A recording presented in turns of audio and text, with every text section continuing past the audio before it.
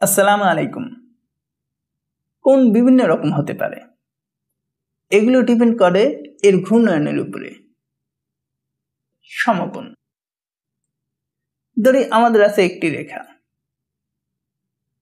যখন রেখাটি শুরুর বিন্দু থেকে এক্স্যাক্টলি 90 ডিগ্রি পর্যন্ত ঘোরে, তখন উৎপন্ন কোণকে বলে সমকোণ। সূক্ষ্মকোণ,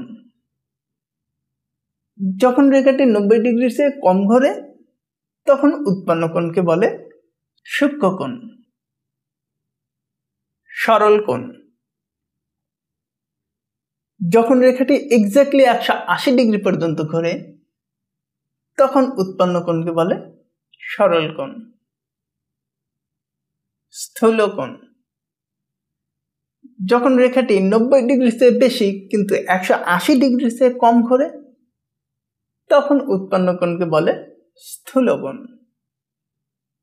এগুলো হতে পারে 120 ডিগ্রি, 150 ডিগ্রি, 170 ডিগ্রি ইত্যাদি। প্রবৃদ্ধি কোণ, যখন রেখাটি 180 ডিগ্রির চেয়ে বেশি কিন্তু 360 ডিগ্রির চেয়ে কম ঘোরে, তখন উৎপন্ন কোণকে বলে প্রবৃদ্ধি কোণ। এগুলো হতে পারে 190 ডিগ্রি, 200 ডিগ্রি, 300 ডিগ্রি ইত্যাদি। পূর্ণ ঘূর্ণায়ন কোণ,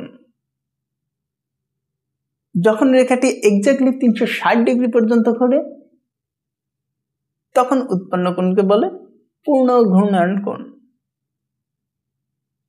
ভিডিওটি দেখার জন্য ধন্যবাদ।